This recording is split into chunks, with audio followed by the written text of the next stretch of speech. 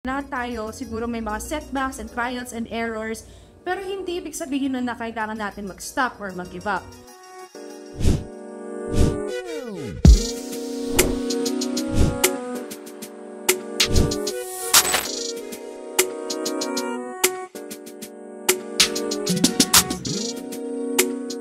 Hello po! Ako po si Roberta Tamandong, isa po sa inyong mga co-host sa Will to Win!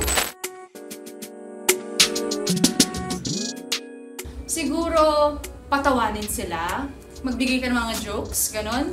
Pangalawa, siguro, i-compliment mo sila. Kasi maganda din i-compliment ang isang tao. Pangatlo, bigyan mo sila ng pagkain. Kasi minsan, hangry sila. Alam niyo hangry? Hungry tapos angry. Kaya medyo may balance sila. Pang-apat, siguro, bigyan mo sila ng mga bagay na nakakaalala sa kanila. Ayun. Papasaya yun. Panglima siguro, ano pa kaya ang pwede?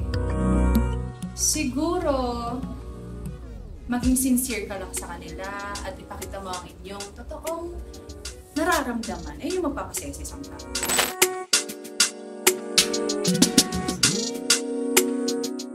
Limang bagay. Siguro una, pera. Pangalawa, makeup. Pangatlo, hindi naman bagay ang tao, diba? Kaya hindi included yun, no? Pwede. Pwede ang tao, diba? Pamilya ko. Pang-apat, siguro, pagkain. Pang-lima, makain tayo. Yung aso ko.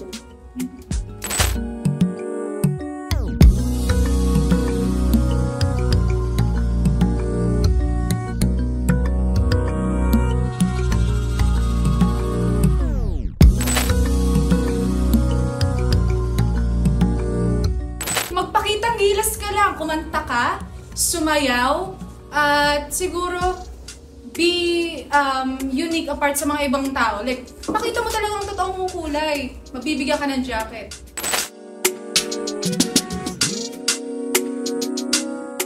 How to win? Siguro kung porsigido ka talaga at dedicated ka sa isang bagay na gusto mo. Hindi ko alam kung paano namin nagagawa yun. Lahat tayo, siguro may mga setbacks and trials and errors.